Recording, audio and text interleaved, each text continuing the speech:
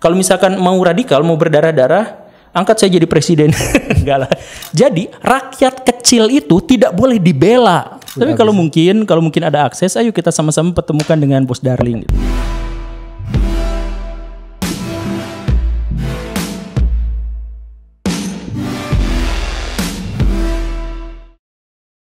Halo nih, Kang Guru Gembul. Apa kabar nih, Kang Guru? Baik. Agak pusing sih, tapi baik. Mau ngajak ngobrol dikit. Ayo. Kemarin saya podcast sama Benix. Saya dihujat Kang Guru. Dia bilang bego. Kenapa banyak netizen yang suka begitu ya? Kalau saya nyelak pertanyaan di podcast, dibilang gak sopan. Kalau gak nyelak, dibilang bego. Saya jadi bingung gitu loh. Dunia online itu adalah dunia yang memberikan kepada kita perlindungan atas privasi. Jadi watak orang yang ingin mencela, menghujat, menista, kalau ketemu sama orang aslinya, dia kan pakai topeng tuh. Gitu kan. Tapi kalau misalkan di media sosial, di online, itu kan gak ada perlindungan itu. Jadi biasanya orang-orang akan langsung mengutarakan kesukaan, ketidaksukaan, kebencian, semacamnya itu langsung. Karena dia memang memiliki proteksi. Media sosial itu punya anonim buat para komentator. Sedangkan kita ditelanjangin di sana. Jadi, tapi saya kan juga suka menghujat Pak Guru. Saya menghujat elit global. Kalau ketemu sih saya minta maaf sih. Dia nggak berani juga kan.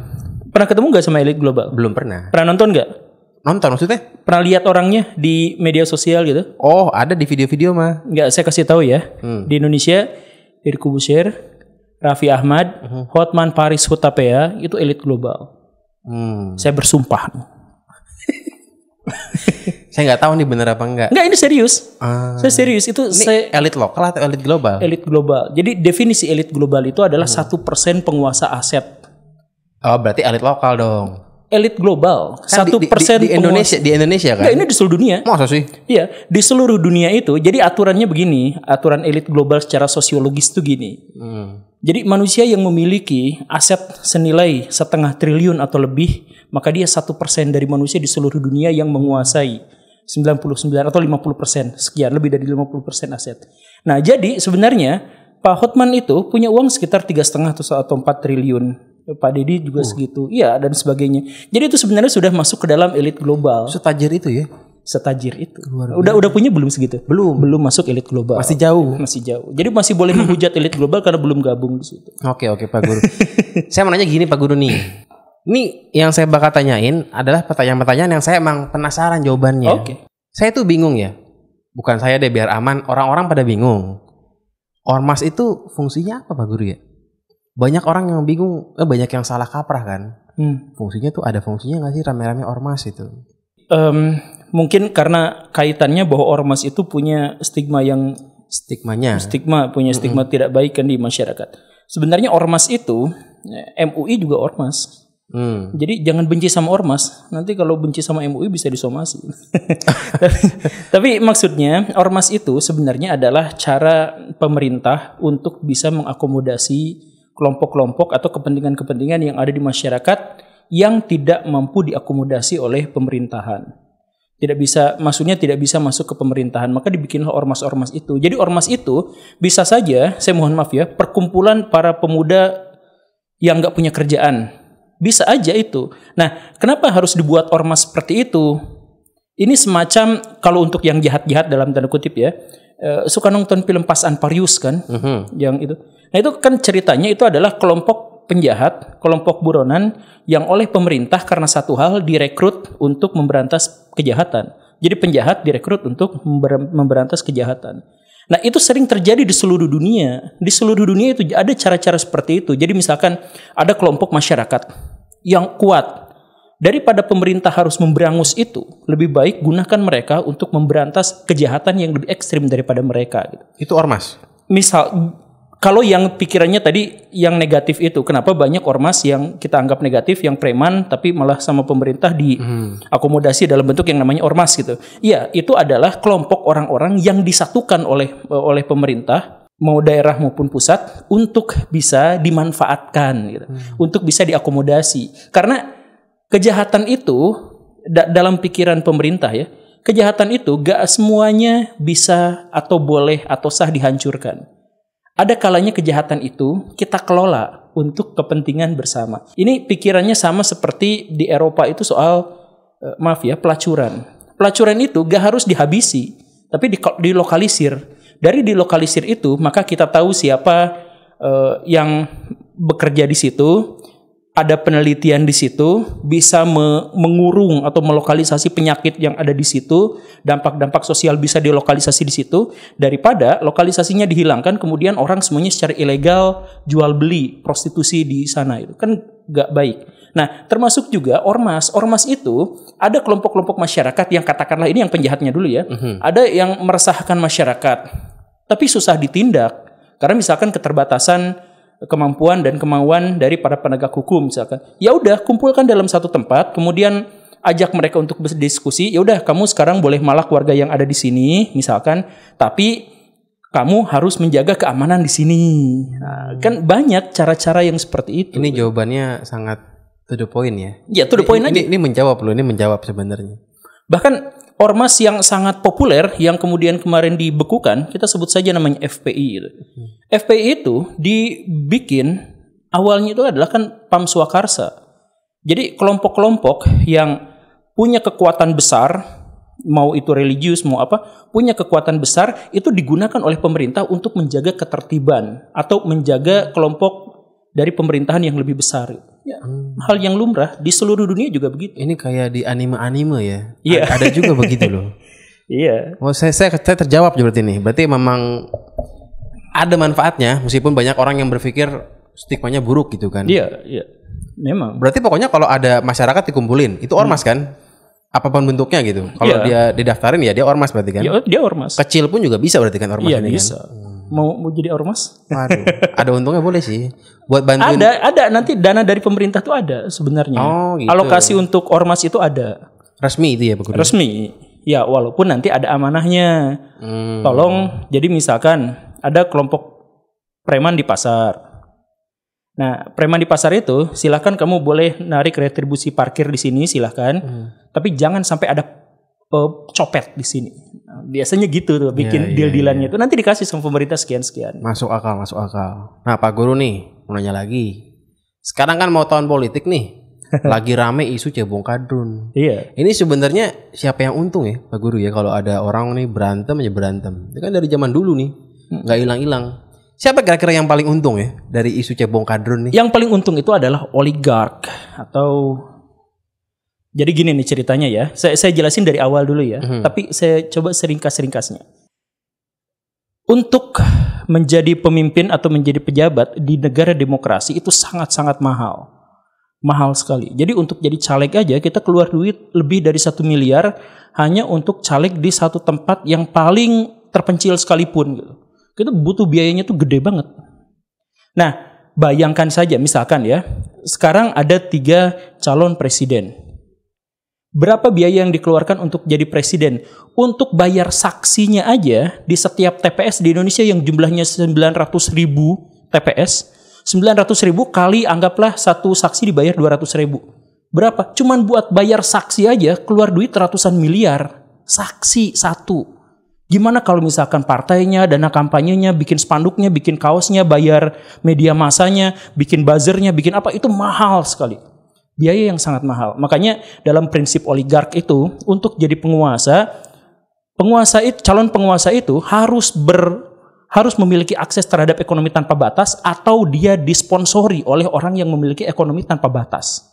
Begitu. Nah, di Indonesia ada cara ketiga, yaitu apa? Bikin politik identitas. Itu murah. Jadi saya langsung sebut nama ya. Berani nggak sih? Ya nggak apa-apa. Saya sebut nama. Misalkan begini. Pak Jokowi itu pengen dapat suara yang sangat besar. Tapi dia tidak mau sponsor yang terlalu neko-neko dari para oligark di belakangnya. Jadi apa yang dia lakukan? Ambil Pak Ma'ruf Amin sebagai wakilnya. Maka dia nggak usah kampanye ke warga NU, nggak usah bikin spanduk semahal-mahal, nggak usah sebar kaos di mana-mana. Cukup Pak Ma'ruf Aminnya bawa bersama saya, maka warga NU pasti akan mendukungnya. Selesai. Artinya apa? Dia bisa menghemat biaya kampanye untuk puluhan juta masyarakat di Indonesia. Karena yang NU nggak usah dipromosiin. Karena Pak Ma'rufnya udah menjadi representasi dari orang-orang NU. Begitu kan? Yeah. Jadi dia bisa ngambil harga murah. Begitupun dengan Pak Prabowo. Harganya sangat mahal. Jadi gimana caranya biar murah? Dia ambil misalkan Pak Habib Rizik atau kelompoknya. Itu kan pendukungnya sangat banyak. Maka ambil, kemudian dapat istimewa, dapat legitimasi. Maka dia nggak usah mempromosikan terlalu banyak, tidak usah mengeluarkan uang terlalu banyak, akhirnya dia mendapatkan. Jadi ini adalah cara memangkas, cara promosi tapi mangkasnya nggak usah, mangkasnya besar gitu. Nah, balik ke cebong kardunnya itu berarti by design mungkin. Nah, dampak buruknya adalah kelompok-kelompok itu akan menjadi fanatik karena awalnya itu adalah identitas NU, identitas Islam, identitas Jawa, identitas Sumatera, misalkan yang seperti itu, maka itu akan menguatkan identitas-identitas komunal dari kelompok-kelompok itu. Dan kalau sudah kuat, maka akan memunculkan rasa takut semu gitu. Rasa takut semu itu adalah kalau seandainya kelompok itu yang menang, maka kita tidak akan boleh begini. Kalau kelompok itu yang, maka kita harus berjuang habis-habisan. Kelompok identitas itu pada akhirnya memunculkan fanatisme. Fanatisme itu munculnya dari mana? Ya gara-gara tadi itu, gara-gara yang dibawa itu adalah identitas, ke-NU-an, keislaman. Sebenarnya nggak salah ya. Mau bilang ya kita orang Jawa gitu, sebenarnya nggak apa-apa sebenarnya. Kan? Ya nggak jadi masalah sebenarnya. Yang masalah kalau dia fanatik. Yang jadi masalah itu yang bikin murah. Iya. Itu yang bikin jadi murah kan? Itu jauh lebih murah daripada politik uang. Jadi misalkan gini, kalau politik uang, saya bayar ke Bro Gamal 30.000 nanti coblos partai A gitu ya. Akang mungkin akan nyoblos, tapi biayanya mahal karena 30.000 per orang gitu kan. Itu mahal banget. Tapi kalau misalkan saya angkat kiainya, kiai ini sudah pro saya misalkan gitu ya, maka pendukung-pendukungnya bukan hanya akan nyoblos saya, tapi akan ngajak teman-temannya untuk nyoblos saya, akan ikut mengkampanyekan milih saya tanpa dibayar. Tanpa dibayar. Kan orang yang sudah fanatik gak usah dibayar, mereka siap mati loh untuk berjuang untuk kita. Cuma mereka kenapa segitunya gitu ya? Maksudnya mereka nggak untung apa-apa, fanatik berat-beratan. Nggak. Karena ditakut-takutin itu. Bukan, karena naluriah. Secara psikologis manusia itu adalah makhluk kawanan. Makhluk kawanan itu dia akan resah, dia akan takut kalau berbeda sama kelompok lain. Dia akan resah, dia akan takut kalau dia ada di luar kelompok. Makanya manusia itu sebisa mungkin akan menciptakan identitas komunal, mau itu nyata atau tidak, mau itu beneran atau tidak, itu mereka akan cenderung untuk ada dalam satu kelompok. Jadi ketika misalkan orang itu beda sama orang, itu butuh keberanian yang super gitu. Makanya Pak Renat Kasali itu sampai menyebut hanya 2% kira-kira orang yang mau ngedrive dirinya sendiri gitu. Dan terpisah itu hanya 2%. Itu orang-orang yang calon pemimpin itu yang berani beda. Orang idealis gitu begitu. Anggaplah misalkan ya. Ya sebenarnya juga enggak tepat. Tapi kurang lebihnya seperti itu. 98% orang itu ingin hidup dalam kelompok. Kalau dia ditawarin mau kelompok A gitu. Dia akan tetap di situ dan akan fanatik di situ karena itu adalah kebutuhan naluriahnya. Karena nenek moyang kita dalam perspektif teori evolusi ya. Nenek moyang kita itu tidak mungkin bisa hidup sendirian. Kalau misalkan saya ketemu macan 1 lawan 1, resiko kematiannya adalah 100%. Tapi kalau saya 10 manusia ketemu sama macan, resiko kematian saya hanya 1 berbanding 10.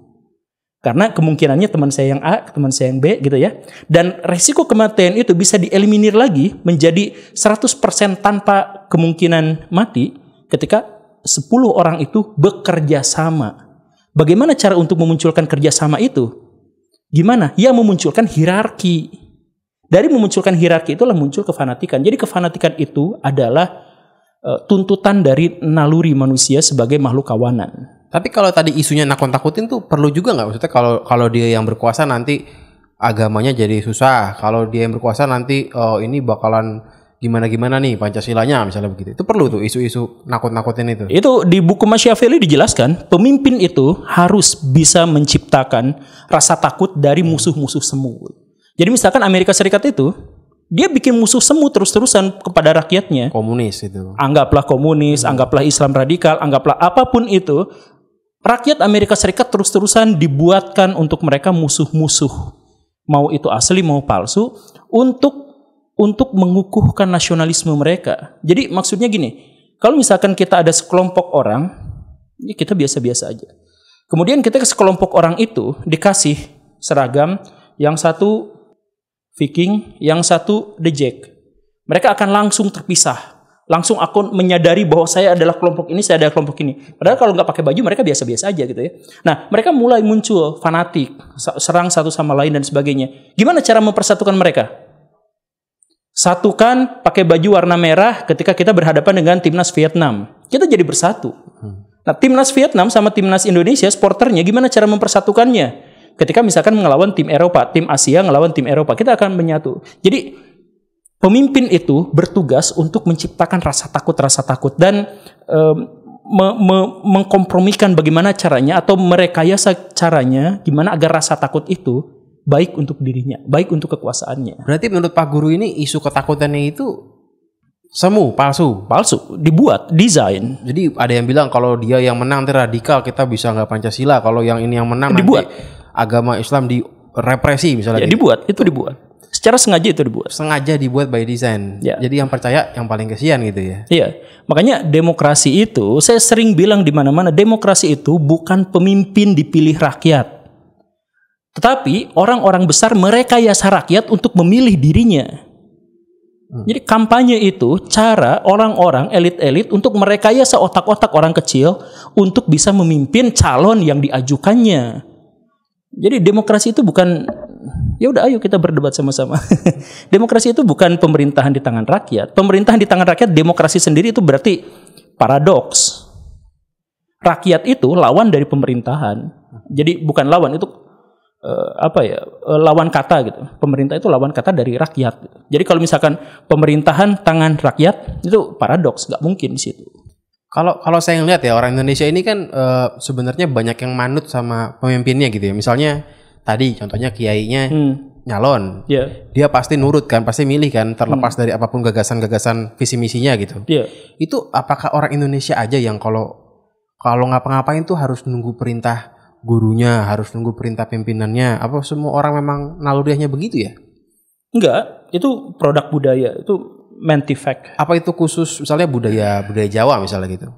Budaya Jawa seperti itu ya. Jadi memang kalau misalnya gurunya misalnya minta ini ya begitu pokoknya gitu. Oke, ada penjelasannya gini lah. Ini tadi sosiologis, kita masuk ke antropologis gitu. Jadi masyarakat di dunia itu ada masyarakat yang terlalu percaya diri dan ada masyarakat yang terlalu pengecut dan penakut. Gitu.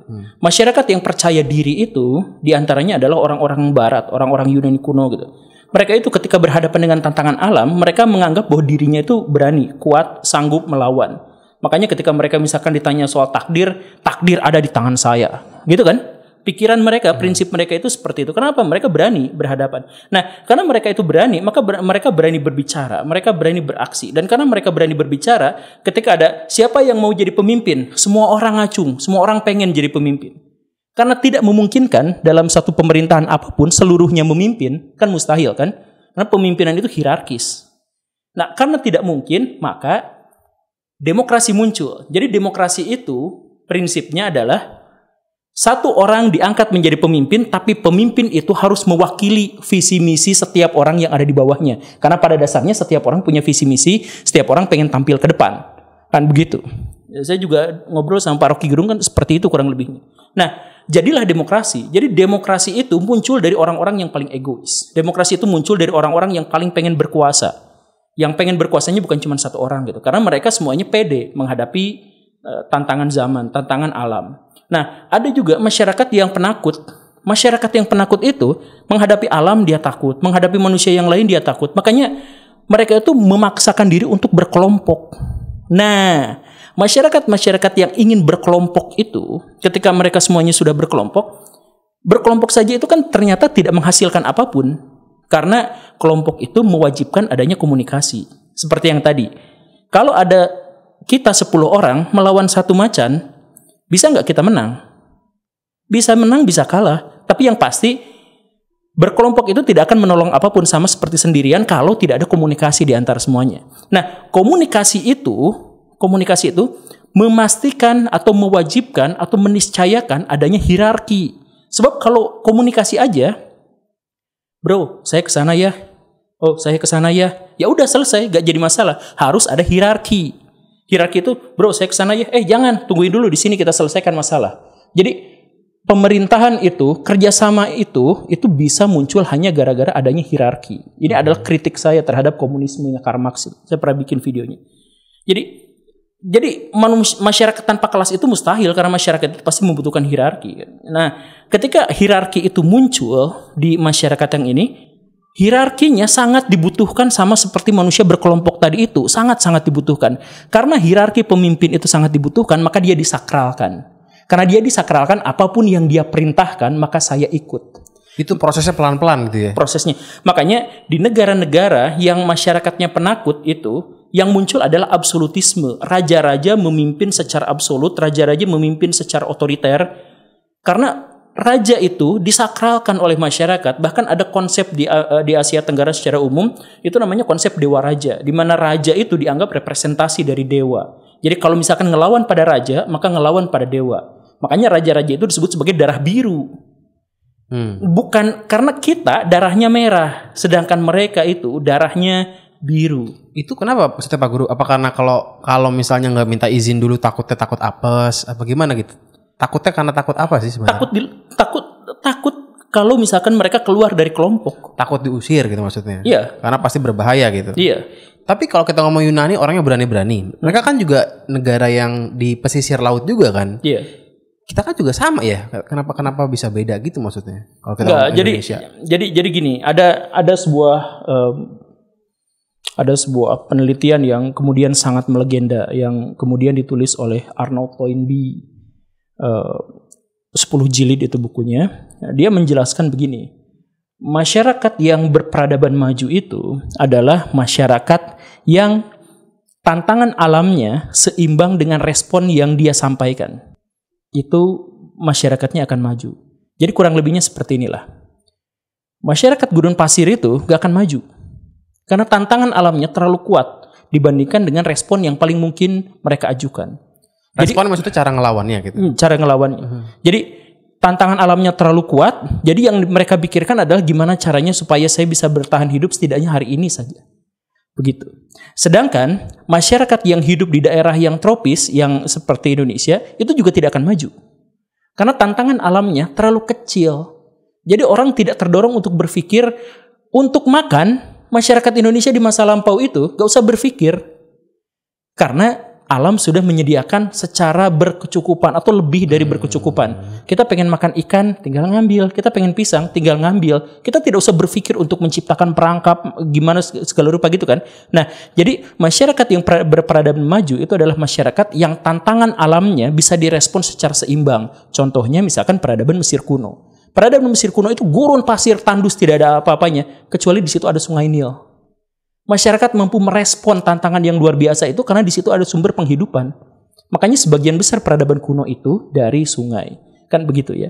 Nah, jadi bangsa-bangsa itu pada akhirnya memiliki mental-mental yang lebih maju daripada bangsa-bangsa yang dimanjakan oleh alam atau mendapatkan tekanan yang terlalu kuat dari alam. Jadi kalau misalkan masyarakat Indonesia kan kita sama-sama dengan Yunani soal pantai, bukan soal itunya, tetapi soal tantangan alam yang kita terima itu tidak terlalu kuat dibandingkan dengan mereka. Berarti kesimpulannya itu negara Katulistiwa karena gemah ripah banyak rezekinya. Jadi pada lemah-lemah orang yang pengecut itu ya. Ya itu sebenarnya pada akhirnya memunculkan teori ekonomi yang baru yang kutukan sumber daya itu. Ya itu sebenarnya dibantah karena sebenarnya ada bukan hanya soal sumber daya tapi juga soal politik. Jadi misalkan Korea Utara dengan Korea Selatan itu kan sama-sama satu bangsa, satu bahasa, satu peradabannya juga sama, nenek moyangnya sama, silsilahnya, sejarahnya sama. Tapi kok beda nasibnya? Ya karena ada pemerintahannya gitu kan. Ya memang ada faktor-faktor yang lain, tetapi dalam konteks ini, dalam konteks misalkan kenapa Indonesia susah dihubungkan dengan Yunani yang tadi itu, ya alasannya adalah karena menurut Toynbee itu bahwa peradaban yang maju itu hanya bisa muncul ketika manusia mampu merespon tantangan alam secara seimbang. Kalau Singapura? Singapura itu punya tantangan spesial. Singapura itu minoritas di Asia Tenggara. Iya. Di bangsa Melayu gitu kali. Jadi satu-satunya jalan agar mereka bisa bertahan adalah dengan menjadi kuat. Itu sama juga seperti yang terjadi di Israel gitu. Mereka itu dikepung oleh tanah Arab. 22 negara Arab itu mengepung mereka. Jadi satu-satunya cara untuk bisa bertahan adalah dengan menjadi yang paling maju. Singapura itu kita nganggaplah sekarang negara yang paling maju, negara yang paling bersih, katakanlah di Asia Tenggara dengan PDB yang sangat tinggi, dengan pendapatan per kapita yang sangat luar biasa, dengan orang-orang jenius di sana yang pokoknya terdidik dan sebagainya. Oke. Tapi itu muncul dari pengorbanan yang sangat luar biasa, yaitu warga Singapura mengorbankan kebahagiaannya sendiri hanya untuk bisa bertahan hidup di sana. Jadi orang Singapura itu salah satu orang di negara, salah satu warga negara paling stres di dunia. Karena hanya untuk jadi guru saja misalkan seperti saya gitu ya.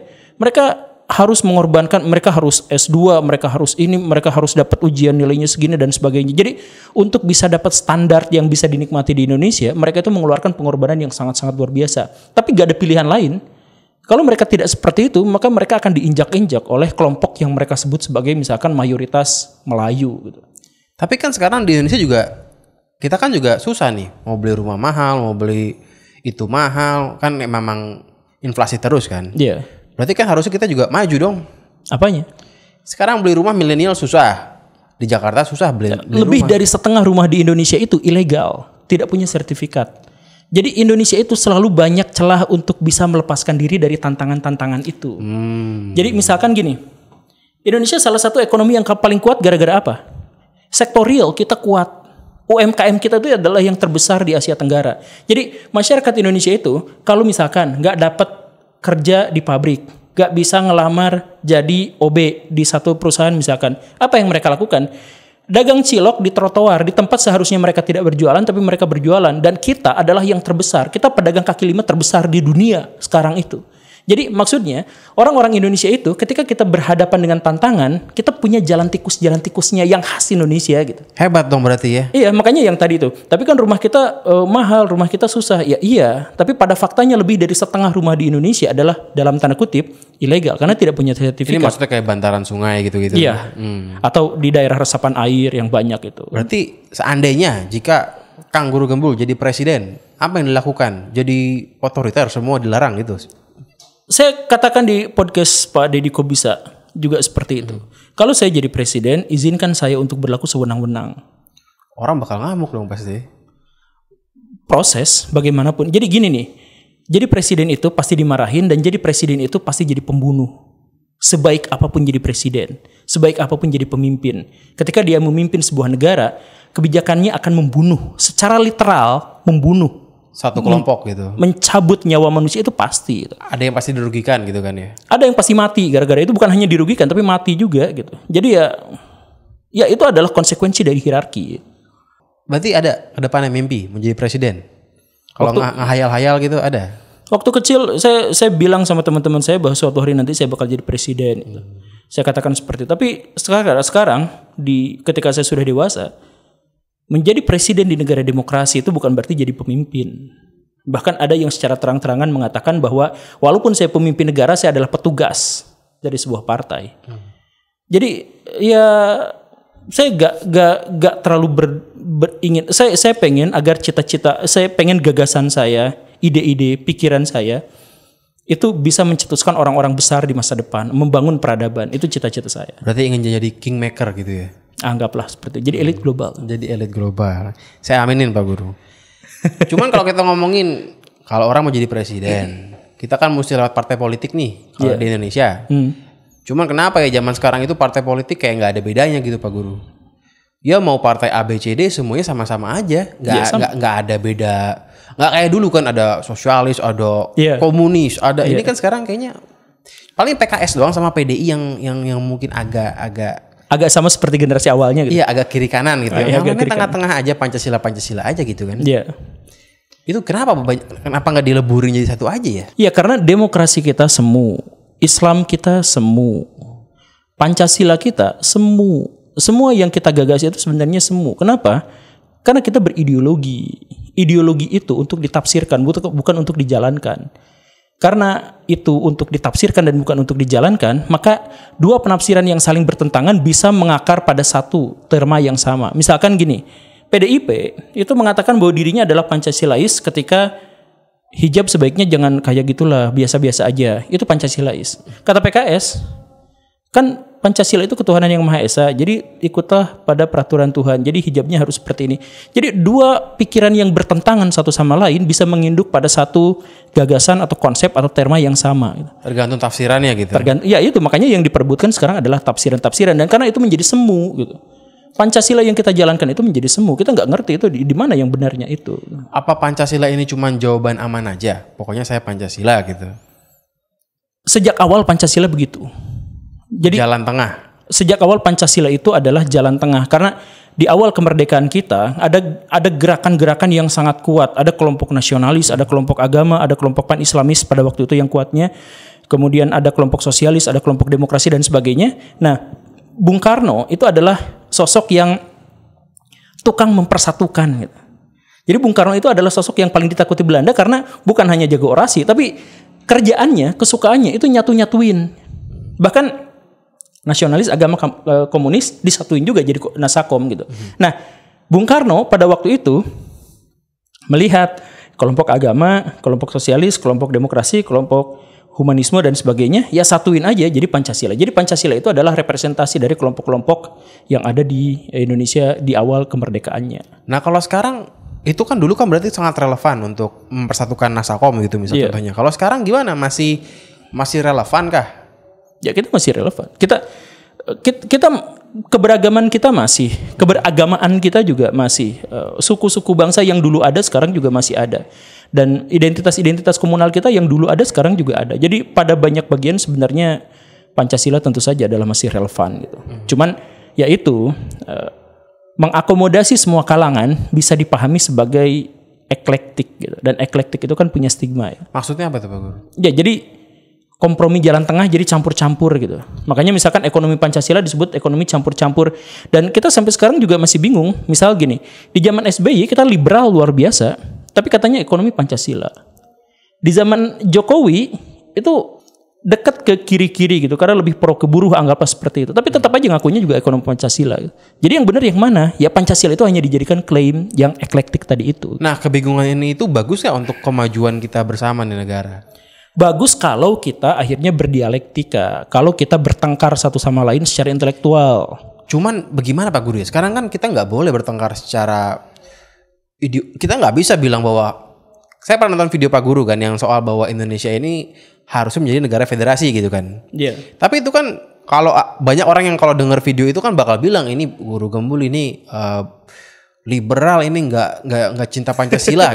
Berarti kan kita akan dimusuhi kalau kita ingin berdiskusi gitu.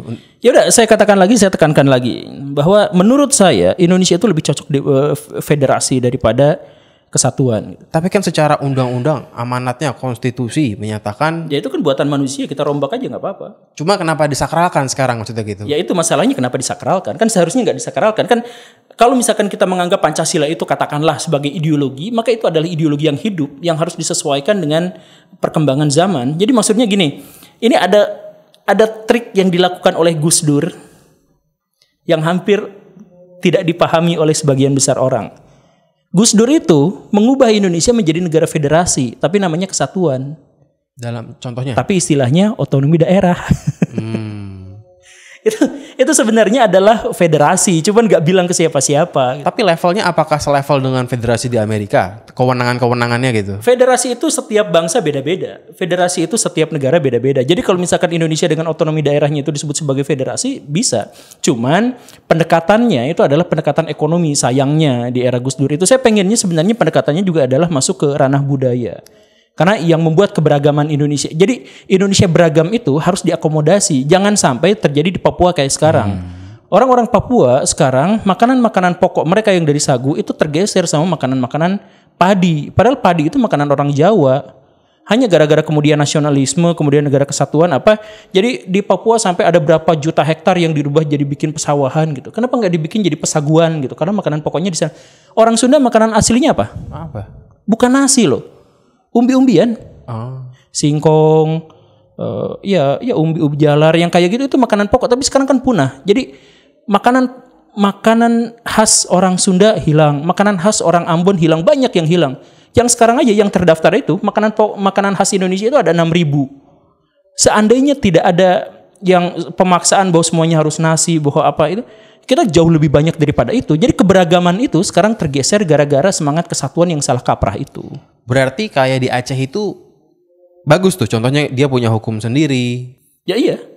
Saya setuju kalau misalkan setiap daerah itu punya hukum sendiri. Karena apa? Karena suku-suku di Indonesia yang jumlahnya sangat banyak itu masing-masing punya hukum adat. Dan hukum adat itu harus dilestarikan. Setidaknya dalam bentuk mentalnya. Kalaupun tidak dalam bentuk wujudnya. Cuma nanti kalau begitu nanti bukannya bakal bikin bakal lebih rapuh gitu. Makin nggak sama gitu, makin beda-beda, akhirnya makin ada alasan untuk pisah gitu misalnya. Ya itulah yang dibayangkan oleh Bung Karno. Jadi sebenarnya di zaman dulu itu ada perdebatan hebat antara Bung Karno dengan Bung Hatta. Bung Hatta itu pengen federasi dengan alasan seperti itu.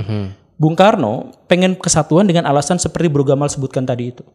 Nanti kita terpecah belah bagaimana? Nanti perbedaan-perbedaan itu akan mengkristal, akan menguat dan akhirnya menjadi sebuah identitas yang memisahkan kita dengan kelompok yang lain, kan begitu.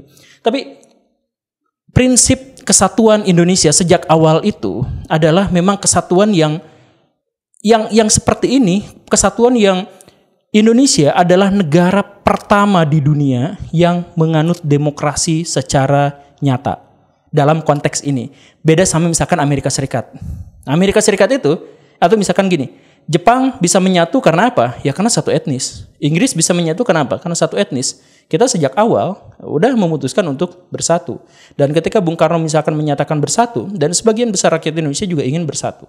Jadi nasionalisme kita itu adalah nasionalisme seperti yang diucapkan oleh orang-orang di zaman Revolusi Perancis. Jadi nasionalisme kita itu adalah kesepakatan. Bukan gara-gara persamaan. Kalau misalkan persamaan, kita tuh absurd luar biasa. Kalau misalkan nasionalisme itu kita ambil sebagai dalam konteks persamaan. Misalkan gini, orang Papua Nugini sama makanan pokoknya, ciri fisiknya, kebudayaannya, agamanya dengan orang Papua. Tapi kok beda negara? Sedangkan orang Indonesia atau misalkan orang Sumatera, orang Riau dengan orang Malaysia, ciri fisiknya sama, agamanya sama, latar budayanya sama, makanan pokoknya sama, silatnya sama, tapi kok jadi beda negara? Kalau sudut pandang nasionalisme kita itu diambil dari kesamaan dan perbedaan, maka kita absurd sejak awal. Maka nasionalisme kita itu dibangun bukan atas dasar itu. Nasionalisme kita itu dibangun atas dasar bahwa kita merasa sama dan harus bersatu. Makanya dari situlah kita menyatukan. Dan kalau misalkan rasa nasionalisme itu sudah didasarkan pada itu, maka biarkan kita berbeda satu sama lain. Toh kita tetap ada dalam satu kesatuan. Tapi kan gagasan-gagasan kayak begini itu kalau diucapkan sama politisi itu kan bunuh diri.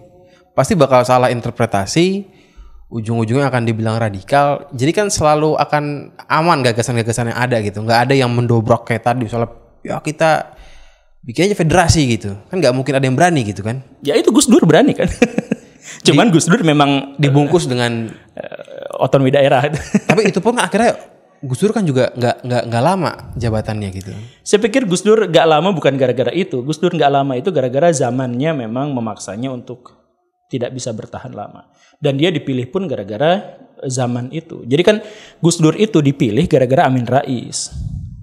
Jadi pada waktu itu Amin Rais datang ke Indonesia mengobarkan reformasi, disetujui oleh mahasiswa, demo besar-besaran, Pak Harto lengser.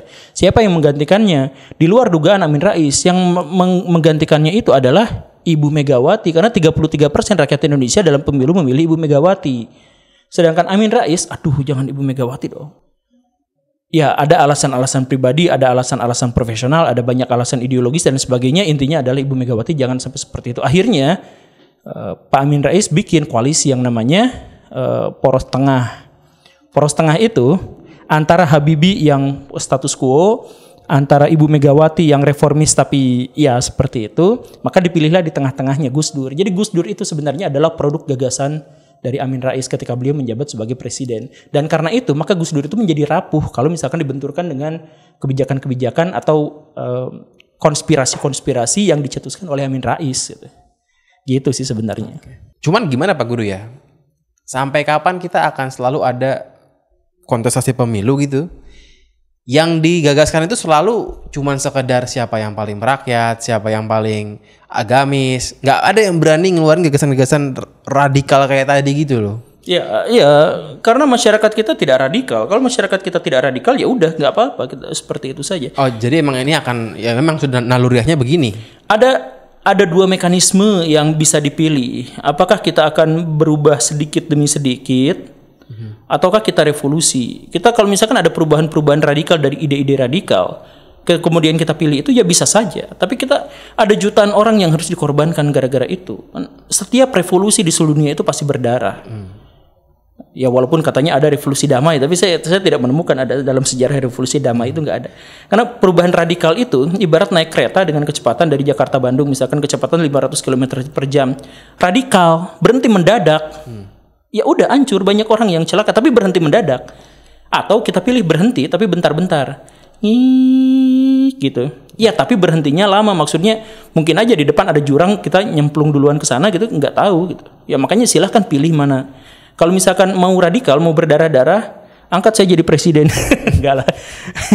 Ya tapi maksudnya pilih pikiran-pikiran yang radikal itu. Ini berarti ya memang mungkin memang secara alamiahnya lebih aman begini kali.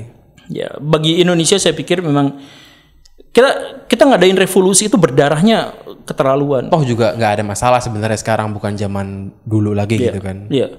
Sekarang kan kalau kita cuman jadi begini-gini aja ya. Kalau kontestasi pemilu selalu siapa yang paling rakyat, siapa yang paling agamis, muter-muter di situ aja sebenarnya kan. Iya.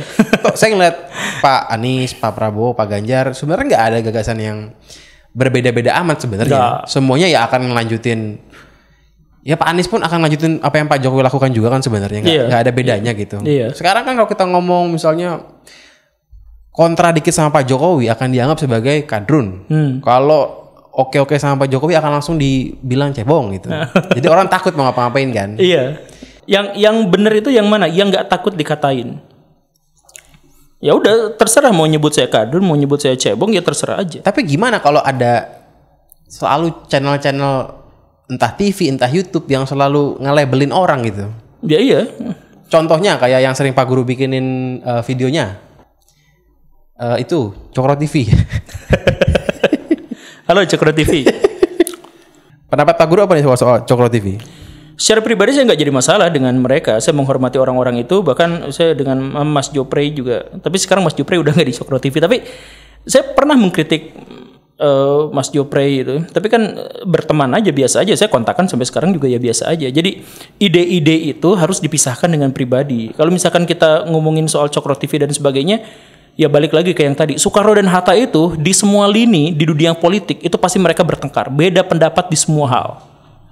Tapi ketika Soekarno ditanya soal Bung Hatta, dia akan melihat positif. Soekarno itu sangat mencintai Aidit, tapi ketika Aidit menghina Hatta, itu dimarahinnya habis-habisan itu di situ. Begitupun dengan Hatta. Hatta itu sampai pernah bikin sebuah buku yang mengkritik Bung Karno. Tetapi ketika ditanya soal Bung Karno, baik buruknya Bung Karno, dia adalah presiden saya. Jadi ada penyikapan secara pribadi dan ada penyikapan secara politis dan profesional. Jadi dalam hal itu kita memang harus bisa memisahkannya. Jadi soal misalkan Cokro TV, saya gak suka dengan Cokro TV dalam hal apa? Ketika dia gabung dalam politik identitas itu, karena dia melawan politik identitas yang lain, dia menciptakan identitas sendiri gitu. Ya akhirnya kan jadi kubu-kubuannya juga jadi besar. Dia akhirnya tidak didengar oleh kelompok yang lain dan dia memperbesar kelompoknya sendiri, kan jadi seperti itu. Dan itu nggak baik. Itu di dunia yang di Indonesia katakanlah, dengan masyarakat yang masih feodal, masyarakat yang semangat literasinya masih kurang dan sebagainya, kubu-kubuan seperti itu buruk. Nah harusnya kalau di Indonesia ini harusnya ngomongin politik itu dibikin tabu apa enggak? Apa dibikin ya udah kita ngomong aja? Karena sekarang kan kalau kita ngomongin contoh misalnya orang artis lah, kan sangat menghindari ngomongin politik, takut fansnya kabur. Iya. Influencer juga takut fansnya kabur kalau dia ngomongin politik. Mungkin kalau Guru Gembul nggak takut ya? Enggak. Pengusaha apalagi takut kalau dikatakan berafiliasi ke kubu tertentu. Jadi semua orang tuh jadi netral semua gitu. Iya. Enaknya harus itu gimana sih? Intinya yang tadi itu kita tuh harus berbicara soal politik tapi dalam ranah intelektual. Yang tadi itu kita bertengkar tuh dalam ranah intelektual. Kita berdialektika dalam ranah intelektual. Nah, tapi dalam masyarakat yang miskin literasi, kan maaf ya, karena miskin literasi jadi otaknya tuh sedikit kosong kecuali dengan pengalaman-pengalamannya sendiri. Salah itu aja yang ada dalam benaknya. Nah, karena intelektualnya kurang, maka yang naik itu pasti emosional. Itu masalahnya. Jadi bisakah kita berdebat atau ngobrol soal politik? Ya sangat bisa, sangat boleh, sangat harus. Karena politik itu... Tapi siap nggak? Nggak siap. Siap apa? Orang Indonesia. siap nggak untuk ngomongin politik dengan ngomongin politik yang intelektual gitu? Pimpinan kita, Pak Ganjar, Pak Anies, Pak Prabowo itu harus berani memberikan contoh kepada masyarakat bahwa ketika mereka harus berbicara di depan publik dalam ranah politik, mereka harus berbicara secara intelektual. Tapi jadi masalahnya adalah kan pimpinan-pimpinan kita juga adalah orang-orang yang, maaf ya, tidak bisa berdebat, tidak bisa menyampaikan gagasan dan idenya secara baik. Jadi debat, misalkan ya, debat calon gubernur, debat calon wali kota, debat presiden, garing asli. Iya kayak scripted gitu ya. Iya. Tapi coba kalau debat di Indonesia Liars Club itu pengamatnya, apanya, debatnya pakai data, pakai apa, debat itu mendidik dalam tanda kutip ya, mendidik masyarakat. Kenapa presiden-presiden, calon-calon bupati, calon kepala daerah tidak bisa berdebat seperti itu? Ya karena apa? Kenapa Pak Jokowi tidak mau berdebat di ranah yang seperti itu? Kenapa seperti itu? Ya ada kemungkinan. Ya. Jadi mereka itu sebenarnya tidak benar-benar berkuasa. Maksudnya? Ya, kalau mereka tidak bisa menyampaikan visi misinya secara benar, jangan-jangan kemungkinannya visi misi itu tidak dibuat sama dirinya sendiri. Padahal kalau mereka berdebat kayak di ILC, mungkin warga jadi kan? Jadi nggak tabu gitu ya untuk ngomong. Saya lebih suka Pak Ganjar karena begini-gini mungkin. Ya, jadi maksudnya berilah contoh para pimpinan-pimpinan itu, tokoh-tokoh partai atau siapapun yang ada di atas itu, berikan contoh bagaimana cara berdebat secara intelektual. Jadi sesudah dan sebelum mereka berdebat, mereka salaman, senyum-senyuman, mereka jalan bareng, makan bareng, apa segala rupa. Tetapi ketika di ranah publik, mereka sampaikan ide dan gagasan dan mereka berani untuk membentur-benturkan ide itu.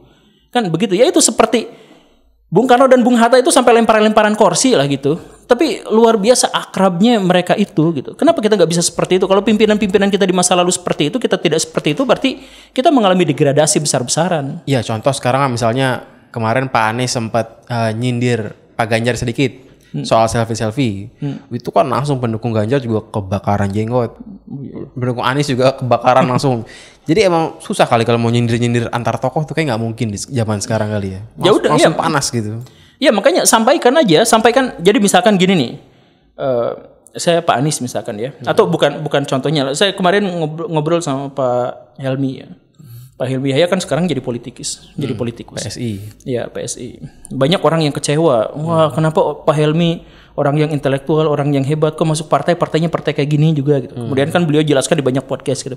Tapi intinya adalah kata Pak Helmi, saya akan berusaha untuk mengubah PSI dari yang suka nyindir-nyindir kesana kesini berubah menjadi partai yang lebih intelek. Kan dia langsung mengeluarkan slogan Margaret Thatcher itu. Jadi siapapun yang suka mengkritik pihak lain, yang menyindir pihak lain, dia ngomong kesana kesini tentang musuhnya, tentang lawannya, maka itu adalah bukti otentik bahwa dia tidak memiliki program.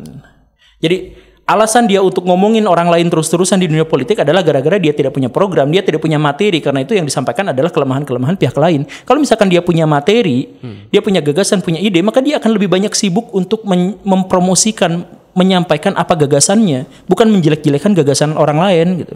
Ya, supaya relevan terus kan. Iya. Jadi biasakan hal-hal yang seperti itu. Dan kalau misalkan ada partai-partai politik atau ada orang-orang yang kami berjuang bersama rakyat, demi rakyat untuk apa? Saya curiga itu politisi busuk gitu. Kenapa gitu? Iya, karena dia memisahkan, dia mendikotomikan antara pemerintah dengan rakyat. Padahal pemerintah itu adalah representasi dari rakyat. Harusnya apa? Ya, bukan rakyat. Jadi kami akan memperjuangkan rakyat dan sebagainya. Ini realitas ya. Ini realitas. Saya jelaskan begini nih. Kalau Bro Gamal punya kolam yang sangat besar, di situ ada ikan besar dan ikan kecil. Mana yang diprioritaskan dikasih makan? Ikan besar atau ikan kecil? Ikan besar. Ikan besar. Itu bagusnya begitu. Kalau misalkan kita prioritaskan kasih makan ikan kecil, berarti pakannya yang peletnya yang kecil-kecil kayak gitu. Ikan kecilnya kenyang, tapi sebentar lagi mati karena dimakan sama ikan besar. Iya kan? Jadi satu-satunya cara adalah kasih makan, prioritaskan ikan-ikan besar dengan pelet-pelet besar. Karena apa? Karena dia akhirnya tidak memakan yang kecil dan dia akhirnya dan dimakan sama ikan-ikan kecil. Gitu kan? Nah sekarang kita masukkan ke dalam ranah pemerintahan, kita masukkan ke dalam ranah politik. Kalau Presiden Jokowi sekarang punya duit 1 triliun, kemudian ada dua pihak yang mengemis-ngemis. Pihak pengusaha, Pak, saya mau menambah modal saya, menambah aset saya. Pinjamkan duit saya 1 triliun. Ada rakyat kecil minta, Pak subsidi kami minta duit 1 triliun. Pak Jokowi harus kasih ke siapa? Mau ke rakyat kecil itu, mau ke pengusaha besar? Kalau Bro Gamal yang jadi Pak Jokowi, pilih yang mana? Pengusaha besar. Pengusaha besar, tentu saja. Karena apa? Karena kalau dikasih ke pengusaha besar, dia akan bikin pabrik. Pabrik itu akan menghidupi, akan menyerap tenaga kerja dari orang-orang miskin itu. Tapi kalau misalkan yang dikasih itu fakir miskin, maka dia akan gunakan untuk konsumsi, bukan untuk aset. Maka dia akan habis. Kalau dipinjamkan dia nggak akan balik modal, kalau dikasihin dia langsung habis dan tidak terjadi apa-apa di situ. Dan dia akan minta lagi dalam beberapa tahun ke depan. Gitu kan? Nah, jadi rakyat kecil itu tidak boleh dibela. Rakyat kecil itu harus dientaskan gimana caranya agar dia jadi orang besar. Jadi, saya mah rakyat kecil nggak ada yang bela. Bukan, saya tidak akan memberikan pembelaan pada rakyat kecil. Saya akan membuat rakyat kecil itu jadi orang besar gitu. Jadi kalau misalkan masih ada yang mengatakan bahwa kami pro rakyat kecil dan sebagainya, bukan pro terhadap rakyat kecil, buat orang-orang kecil itu jadi kaya, bukan membela mereka, bukan memberi subsidi kepada mereka, bukan memurahkan harga BBM buat mereka. Tapi itu kan nggak populis. Kita kan one man one vote. Ya iya itu. Bukan orang kaya 10 vote gitu kan. Ya nggak apa-apa, makanya ya kita bikin diskusi publik seperti ini kan, ini bakal ditonton ratusan ribu orang mungkin ya. Ya kita berarti harusnya. Tapi kan selama pemilu ini one man one vote akan selalu begitu kan kampanye-kampanyenya kan. Ya, kita itu punya mental yang diabadikan oleh partai politik, yaitu mental fakir miskin. Saya pernah lihat dengan mata kaki saya sendiri itu. Ada orang naik Alphard masuk ke SPBU. Pada waktu itu masih ada premium.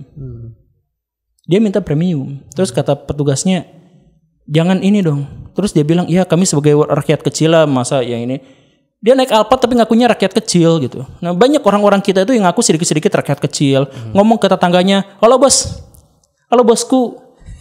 Mental fakir miskin itulah yang akhirnya membuat kita itu selalu pengen ditolong.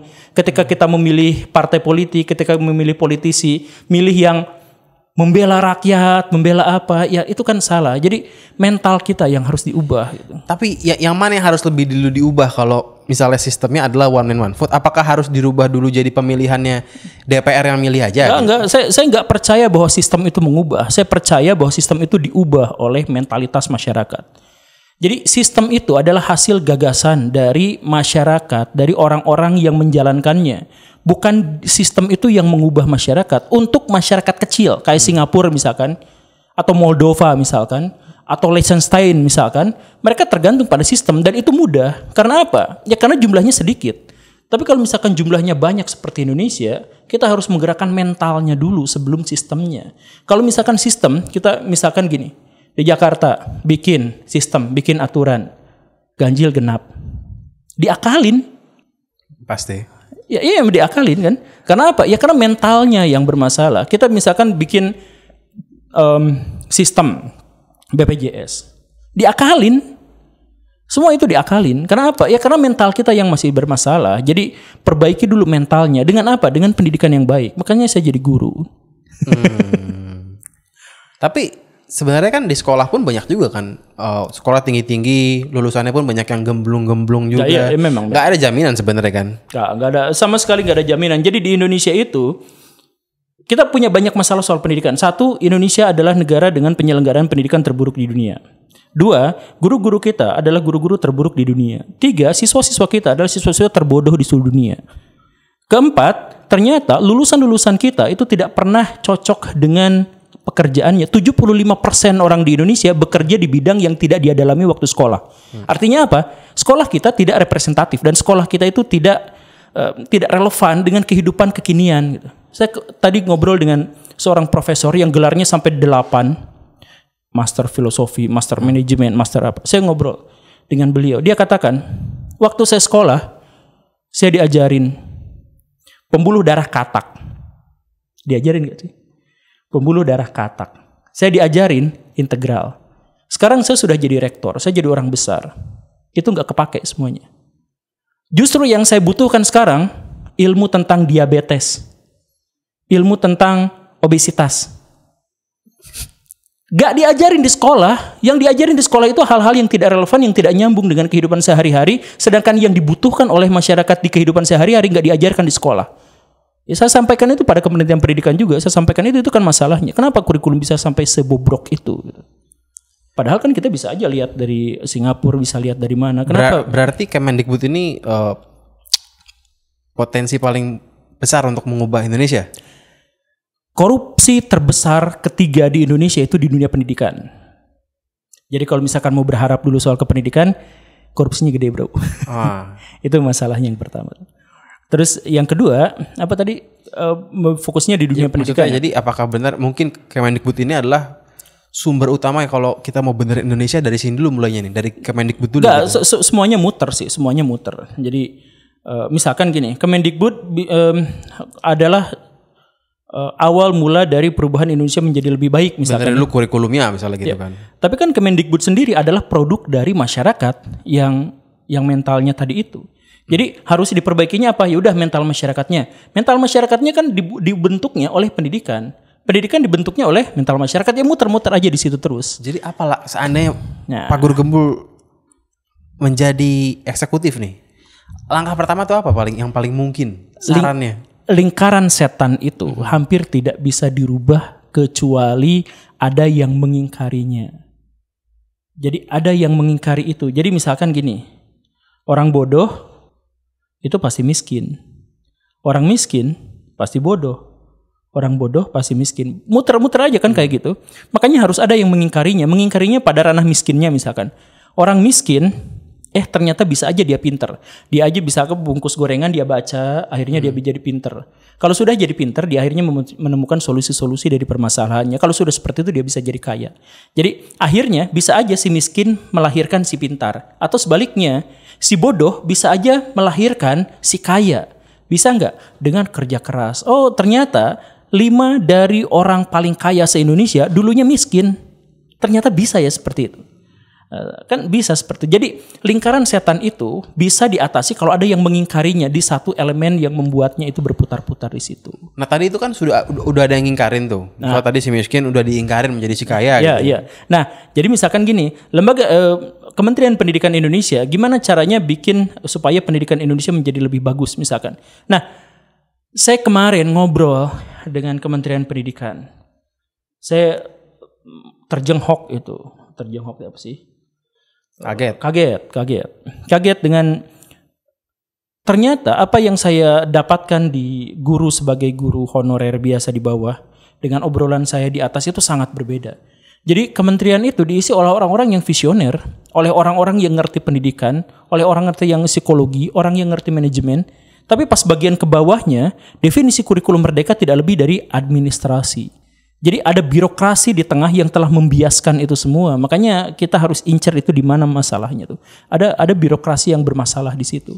Saya bilang kemana-mana saya itu kan unik gitu. Jadi di sekolah mengajar itu saya buka kacamata, buka ini kan semuanya samaran gitu. Jadi tidak banyak orang yang tahu bahwa saya itu ngobrol sama Kementerian Pendidikan. Di sana itu saya diajarin ya kurikulum merdeka itu adalah administrasinya begini, RPP diganti jadi ini, silabus. Ya aslinya gak pernah gitu. Di atasnya kebijakan itu bukan gitu. Kurikulum merdeka itu adalah soal prinsip, soal ide, soal gagasan, bukan soal administrasi. Nah kenapa bukan Guru Gembul aja nih yang mengingkari lingkaran setan itu? Ini saya sedang melakukannya kan. Ya, Pak Guru kan di bawah sebagai guru. Ya. Ngobrol di atas pun sekarang gitu. Ya. Itu misinya sekarang. Iya. Untuk menjadi yang mengingkari lingkaran setan itu gitu. Iya. Ya makanya termasuk saya datang ke sini ngobrol juga kan. Ya nanti kan akan banyak orang yang melihatnya. Akan ada orang yang banyak mendengarnya. Dan itu semua adalah agen-agen yang akan merubah masa depan. Saya ya cukup lah kalau misalkan yang penontonnya nanti 300.000 cukup lah. Di antara 300.000 itu katakanlah misalkan 2% diantaranya termotivasi untuk menjadi orang yang lebih baik. Itu udah cukup, 2% itu cukup. Karena yang mengubah sebuah bangsa itu tetap minoritas kreatif. Tetap orang sedikit itu. Berarti mungkin one day Pak Guru bisa aja jadi masuk ke Kemendikbud mungkin aja kali ya. Ya saya nggak tahu. Bisa ngegantiin AdSense saya nggak? Maksudnya dibanding nyalek. Kalau kita ngomongin apa tujuan akhir seorang Guru Gembul ini muncul, dibanding nyalek lebih mungkin masuk ke Kemendikbud kali ya. Pak, gini nih ya. di dunia Kemendikbud itu, sejak reformasi sampai sekarang, Menteri Pendidikan yang latar belakangnya pendidikan itu cuma 1 atau 2. Sisanya dari yang lain. Jadi pendidikan itu karena tidak bisa dipolitisir atau sedikit sekali bisa dipolitisir, maka yang masuk ke situ itu adalah orang yang non pendidikan, orang yang ada yang latarnya adalah pertanian, ada yang latarnya adalah mesin, ada yang latarnya adalah pengusaha gitu. Yang ini bukan soal mereka berkompeten atau tidak, soal menunjukkan bahwa pemerintah kita nampaknya tidak terlalu peduli pada pendidikan karena memang susah untuk dipolitisir. Mungkin seperti itu. Jadi menterinya pun bukan ahli di bidangnya gitu. Ya dalam konteks ini gitu ya. Ya walaupun dirjennya atau siapanya pasti orang-orang yang di dunia pendidikan, tapi pimpinan-pimpinannya itu bukan. Jadi sama seperti Kementerian Olahraga gitu. Kementerian Olahraga itu tidak pernah dipimpin oleh ahli olahraga dan tidak pernah dipimpin oleh pemuda. Padahal nama kementeriannya adalah Pemuda dan Olahraga. Baru sekarang kali ya pemuda. Nah, tapi menteri yang baru ini. Tapi kena juga itu. Tapi iya. Ini Guru Gembul ini orangnya berani ngomong ya. Maksudnya ngomongnya belak-belakan ya. Ya iya belak-belakan. Saya kalau lihat Pak Guru Gembul ya, lagi bahas, misalnya kemarin lagi bahas rame itu yang banyak viewsnya bahas tentang Habib. Itu kan komennya, ini Pak Guru orang liberal. Pernah juga bahas yang sebaliknya, ini Pak Guru ini orang konservatif misal gitu. Ini sebenarnya Pak Guru Gembul ini apa gitu ya? Liberal bukan, konservatif kah? Enggak juga gitu. Penamaan-penamaan itu dibuat sama manusia untuk menciptakan golongan-golongan. Agar apa? Agar mudah diidentifikasi apakah dia lawan atau kawan. Padahal setiap orang itu unik, spesifik, otentik. Orang paling kembar sekalipun itu punya pikiran yang berbeda. Kita semua agamanya sama katakanlah. Sama gak sih? Sama. Kita agamanya sama. Penafsiran kita tentang Tuhan dalam alam pikiran kita itu beda loh. Iya kan? Ya, jadi setiap orang itu didesain untuk berbeda. Jadi sama seperti bikin gorengan bala-bala itu atau apa namanya bakwan itu. Itu dibuat oleh orang yang sama, adonannya sama, tapi bentuknya pasti beda-beda. Jadi ada yang keriting, ada yang apa, dan tidak ada satupun bala-bala yang dibuat sepanjang sejarah yang bentuknya sama. Sama seperti halnya dengan manusia. Jadi manusia itu berbeda-beda. Jadi kalau misalkan ada orang yang mengidentikan diri ini adalah liberal, ini adalah konservatif, ini adalah apa, itu adalah upaya orang untuk mengelompokkan. Kenapa orang itu mengelompokkan? Karena dia pengen ada dalam satu kelompok. Kenapa dia pengen ada dalam satu kelompok? Karena mereka ketakutan. Karena mereka hidup bukan dari intelektual, tapi dari naluri. Tapi di Amerika pun itu terjadi kan? Ya iya, di seluruh dunia begitu. Negara yang tadi nggak pengecut pun, contoh kayak di utara-utara, kan juga ada pengelompokan juga kan sebenarnya. Ya ada. Dimanapun itu. Dimanapun. Ya karena yang tadi itu hanya 2% manusia yang berani keluar dari lingkaran kawanan. Nih Pak Guru ya. Pak Guru kan pernah bikin konten tentang logika berpikir. Dan Pak Guru kan bilang Bro Gamal ini logika berpikirnya ngaco gitu kan. Karena bahas konspirasi gitu. Apakah kalau kita berpikir harus sesuai dengan sumber-sumber resmi, harus yang ngomong tuh WHO, UNESCO, PBB. Kalau yang nggak resmi itu berarti cacat berpikirnya gitu? Enggak, saya nggak bilang gitu. Dan saya nggak bilang Bro Gamal itu sesat. Saya bilang pikiran itu sesat. Iya, betul. Jadi orang pribadi itu nggak boleh dihina, nggak boleh dihujat. Jadi saya menghujat itu produk berpikirnya atau hasil tindakannya. Dan setiap manusia pun harus seperti itu. Jadi kalau misalkan ngatain saya gendut itu menghina, walaupun fakta gitu. Tapi kalau misalkan mengatakan kepada saya bahwa Anda gendut dan itu gara-gara Anda yang kurang menjaga kesehatan, maka itu kritik dan itu positif. Jadi beda kritik antara hinaan dengan ini. Tadi balik yang ke tadi, haruskah kita berpikir menggunakan kerangka-kerangka fakta-fakta yang dari sumber-sumber resmi gitu? Kesesatan berpikir teori konspirasi itu bukan terletak pada sumber-sumber resmi atau tidak, tapi terletak pada klarifikasi dan konfirmasi. Jadi gini nih, apa yang dimaksud dengan teori konspirasi? Teori konspirasi itu adalah teori tentang kemufakatan jahat. Jadi, ada gerombolan. Ada gerombolan besar. Kemufakatan jahat. Nah, kemufakatan jahat itu terjadinya di mana? Di seluruh dunia kapanpun. Pemilu sekarang itu penuh dengan konspirasi, penuh dengan kemufakatan jahat. Tapi kita nggak bisa sebutkan siapa mereka. Pokoknya ada kemufakatan. Karena apa? Karena mekanisme mereka itu melalui lobbying, bukan melalui terbuka. Jadi kalau pemilu itu katakan terbuka itu salah, tertutup. Walaupun kita bakal nyoblos Anies yang terbuka, kita nyoblos Prabowo yang terbuka atau Pak Ganjar yang terbuka, siapa yang mencalonkan mereka dan bagaimana kebijakan-kebijakan misalkan ini yang bisa naik oleh partai politik ini, koalisi ini, kemudian bikin kebijakan dan sebagainya, itu sebenarnya tidak diketahui oleh publik. Kita nggak tahu kong kali kong di antara mereka itu sebenarnya apa gitu. Ada yang dipublikasikan, ada yang tidak. Jadi dalam konteks itu bisa dianggap sebagai kemufakatan jahat atau konspirasi. Jadi konspirasi itu ada di seluruh dunia, termasuk elit global itu ada, yang saya sebutkan tadi itu. Nah, yang jadi masalah itu adalah orang-orang yang berpikir teori konspirasi. Teori konspirasi itu adalah teori tentang kemufakatan jahat yang tidak terkonfirmasi atau tidak terklarifikasi. Jadi salah satu contohnya gini, dan ini saya sebutkan sesat. Teori konspirasi mengatakan bahwa manusia tidak mungkin pergi keluar angkasa gara-gara ada sabuk Van Allen misalkan, ya, seperti itu ya. Maksudnya Bos Darling? Ya, misalkan. Dikatakan di videonya seperti itu kan. Pernyataan tidak bisa keluar dari sabuk Van Allen itu adalah pernyataan ketika Van Allen-nya masih hidup. Kenapa nggak ditanya pada orangnya langsung gitu? Jadi pikirnya adalah kan nggak mungkin karena ada Van Allen yang disebutkan radiasinya begini.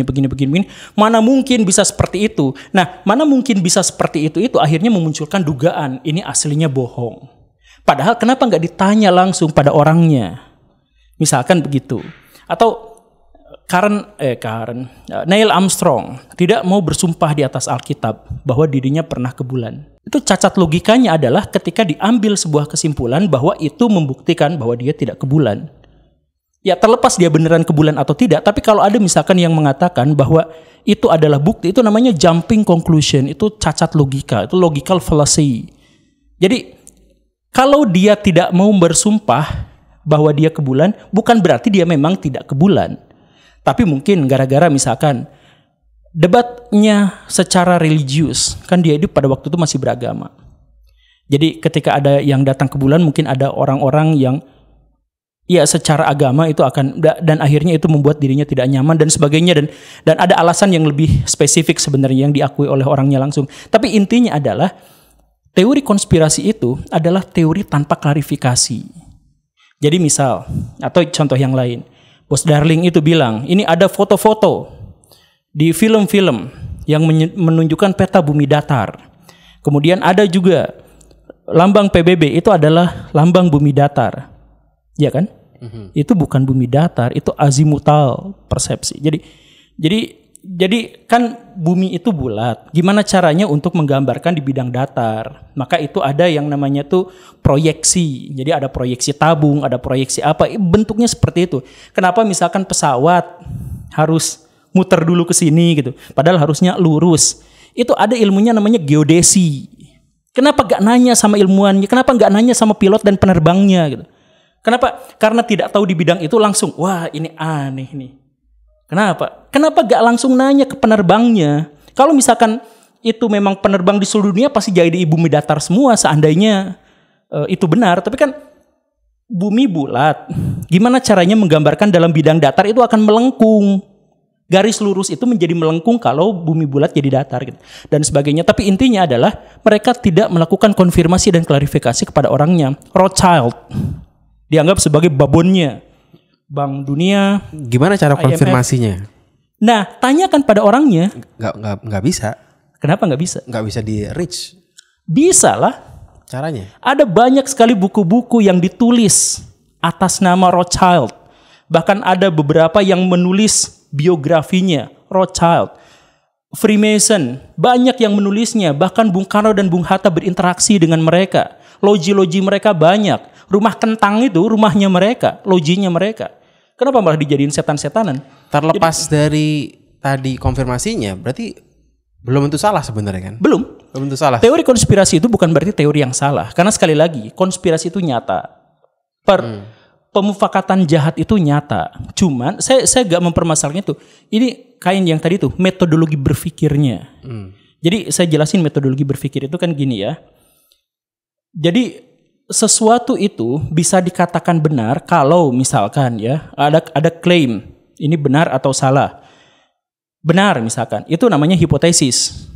Hipotesis itu harus dibuktikan dalam metodologi penelitian ilmiah. Bagaimana cara metodologi penelitian ilmiah itu bergerak? 1, kumpulkan sumber sebanyak-banyaknya. Mau yang pro, mau yang kontra, sebisa mungkin yang primer. Dari orangnya langsung terkonfirmasi dan terklarifikasi. Kalau sudah seperti itu, baru diverifikasi. Diverifikasi itu maksudnya apa? Diuji apakah pernyataan itu benar atau salah. Jadi mau NASA itu pada akhirnya dia bohong atau tidak, kita nanya dulu. Kita baru bisa mengatakan NASA itu bohong atau tidak setelah kita nanya.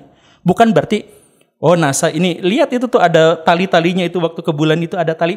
Tanyakan dulu ke NASA, emang seperti itu atau tidak. Kalau misalkan NASA sudah menjawab, oh ini gak ada talinya. Nah kita baru verifikasi, apakah itu benar atau tidak. Verifikasi itu ribet luar biasa. Karena membutuhkan puluhan ilmu tambahan.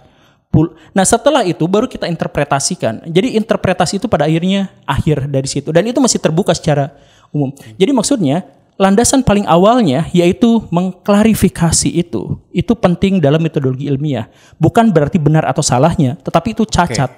Tapi sebenarnya kan juga ada yang udah melewati banyak verifikasi penelitian. Contoh misalnya ya, yang paling simpel deh, ada obat sariawan, udah BPOM, bertahun-tahun semua orang pakai obat sariawan, udah legend lah. Tiba-tiba suatu hari BPOM ini narik dari peredaran karena dibilang ini barang berbahaya. Padahal sudah diverifikasi oleh BPOM, lembaga super kredibel di negara gitu. Tidak ada jaminan bahwa hasil penelitian ilmiah itu benar.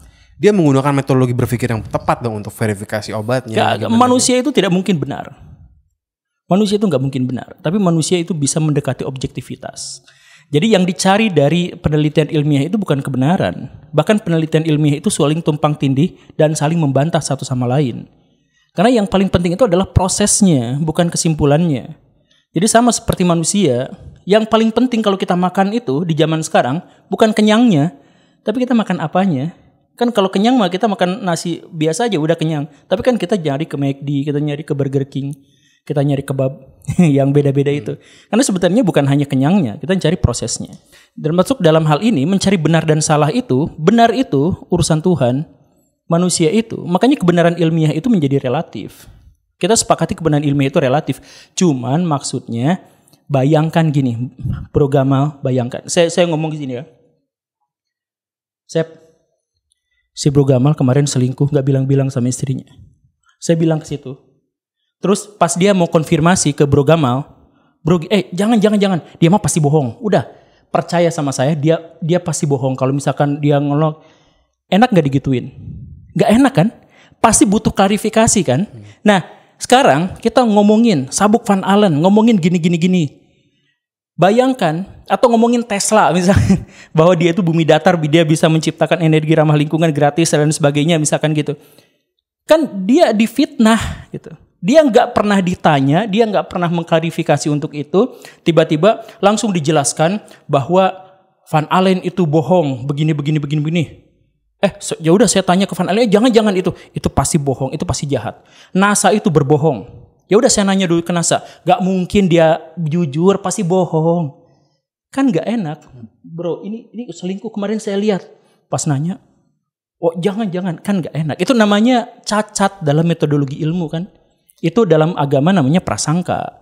Apa teori konspirasi terkenal yang Pak Guru Gembul percaya bahwa itu benar? Enggak, teori konspirasi itu bukan percaya. Teori konspirasi itu terbuka untuk percaya.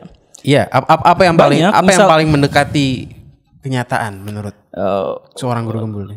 World Trade Center, misal ISIS, kematian Lady Di. Kemudian apa lagi ya?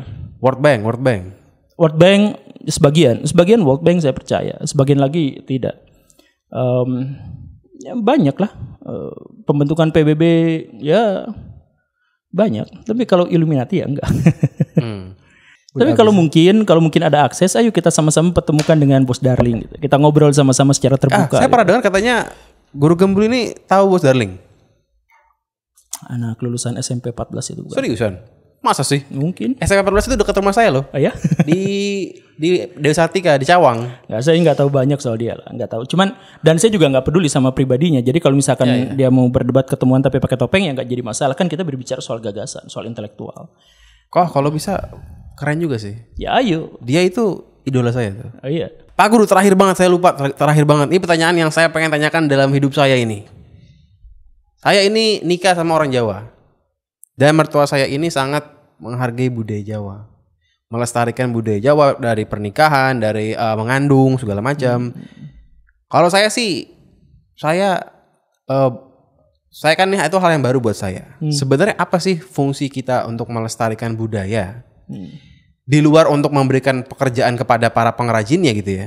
Jadi gini, yang kayak tadi itu, masyarakat yang egois dan pemberani itu, dia berorientasi pada masa depan. Sedangkan masyarakat yang penakut itu, dia berorientasi pada masa lalu.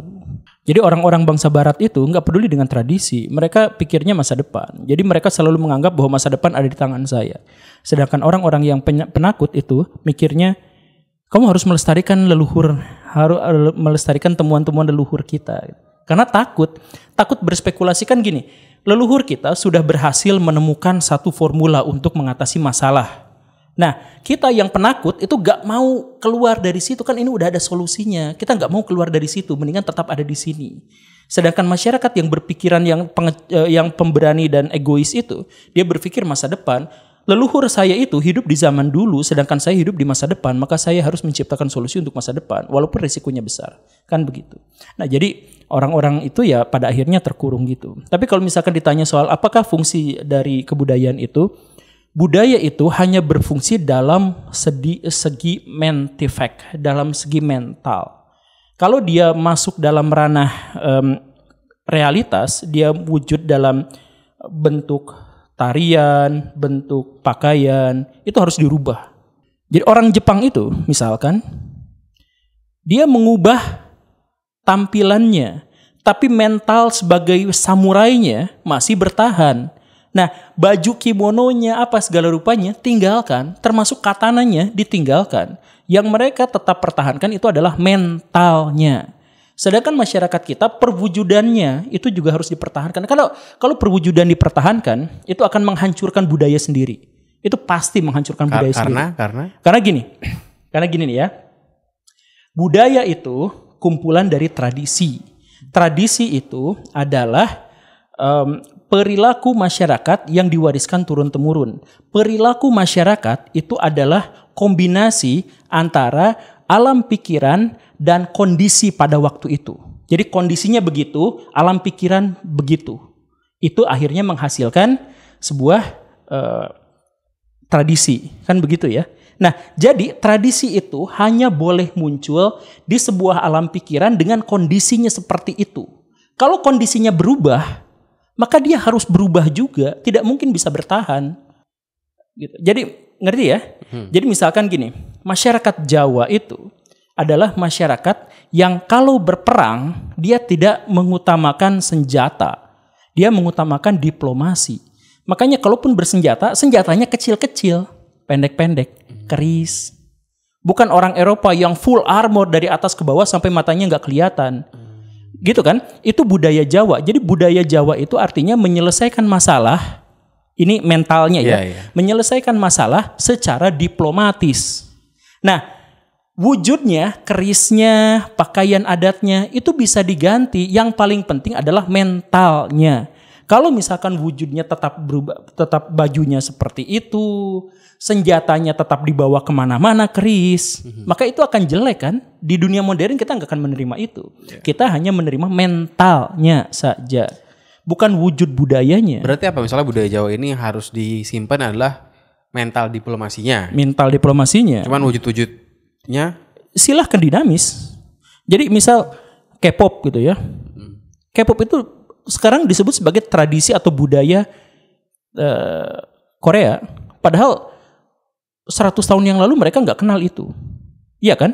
Tapi kenapa disebut sebagai tradisi Korea? Karena mentalnya masih sama. Perwujudannya beda. Kenapa perwujudannya beda? Karena kondisi yang melatar belakangi pikiran yang memunculkan itu juga sudah berganti. Karena kondisinya berganti, maka itunya juga harus berganti. Wujudnya harus berganti. Berarti sebenarnya kita nggak perlu terlalu, katakanlah, melestarikan perwujudan budaya-budaya itu. Cara terbaik untuk melestarikan budaya leluhur kita adalah dengan melampauinya, bukan mempertahankannya.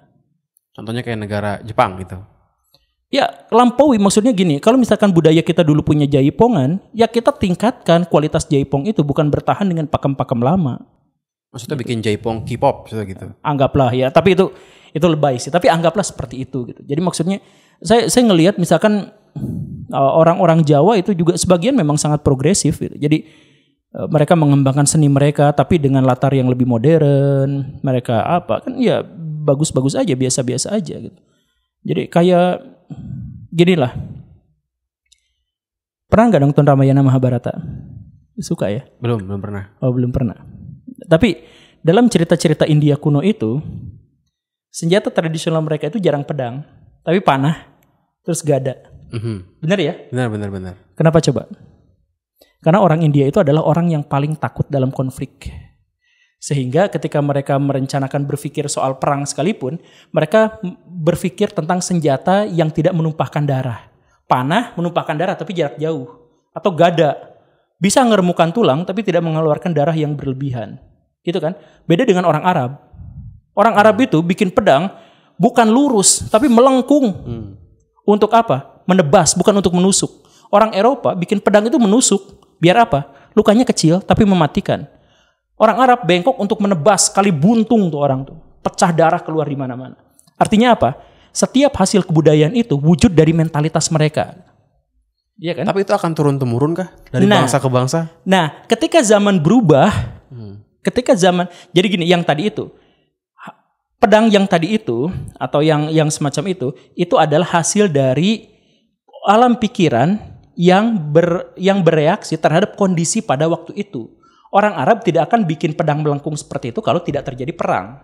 Iya kan? Jadi kondisinya adalah perang, mentalitasnya berusaha untuk mengatasi masalah itu sehingga memunculkan yang namanya pedang. Pedang itu. Oke, sekarang mentalitas orang Arab dihadapkan pada sebuah realita bahwa minyak mereka tinggal sedikit, katakanlah. Jangan dulu bicara soal konspirasi bahwa minyak tidak akan habis, tapi minyak mereka itu akan habis dalam satu sisi, kemudian mereka belum memiliki teknologi memadai untuk menggantikannya.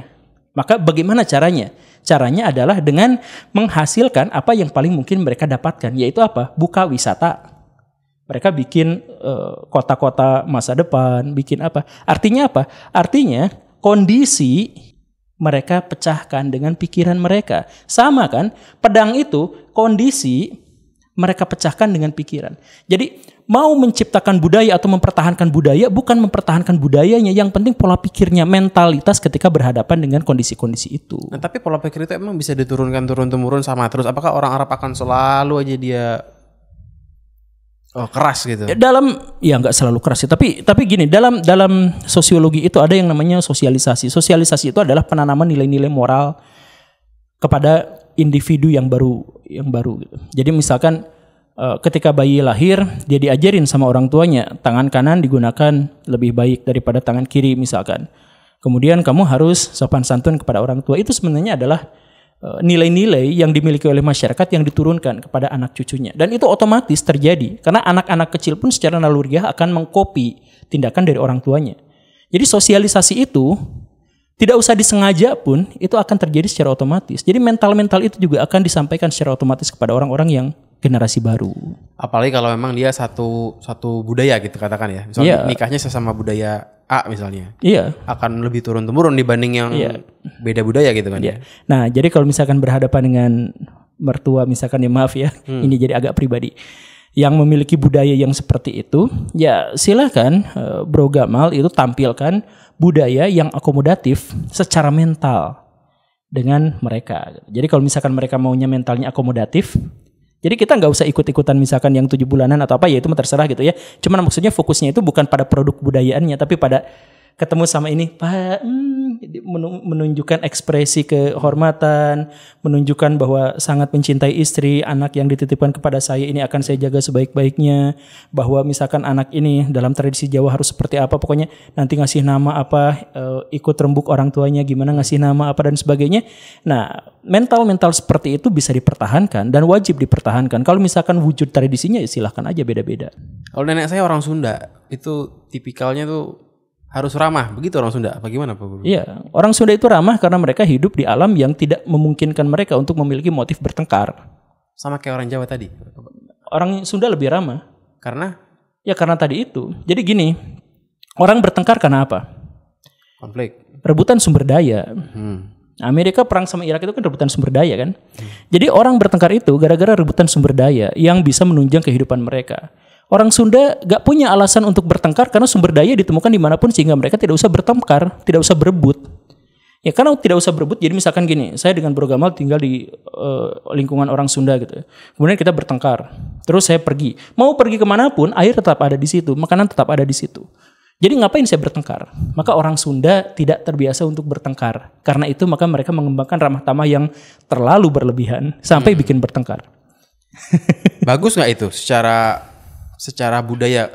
Kita ini kan orangnya ramah-ramah banget. Kadang kalau ngomong pun bersayap gitu. Muter-muter. Iya.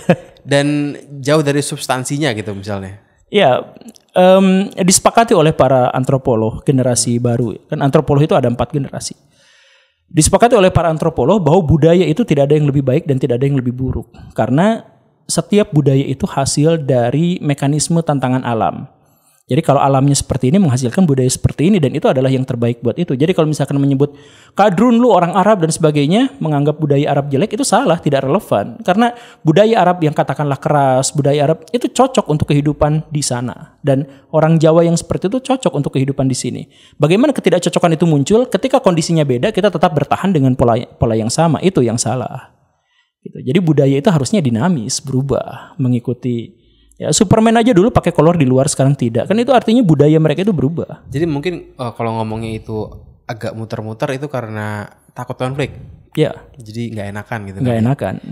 Cuman itu ya sebenarnya nggak masalah juga gitu. Nggak masalah. Kecuali ada orang-orang yang emang nggak suka aja kali ya. Ya kalau misalkan masyarakatnya membutuhkan untuk muter-muter seperti itu, ya kan terbukti kita itu adalah bangsa yang susah untuk berantem, susah untuk bangsa yang berkelahi kecuali direkayasa. Karena krisis 98 itu kan banyak kerusuhan itu kan direkayasa. Kalau tidak direkayasa kita tuh damai-damai aja. Berantem paling sesama tetangga terus sudah itu didamaikan sama Pak RT udah selesai. Termasuk isu cebong kadrun. Ya, itu kan desain. Yang tadi itu nyari yang murah buat kampanye.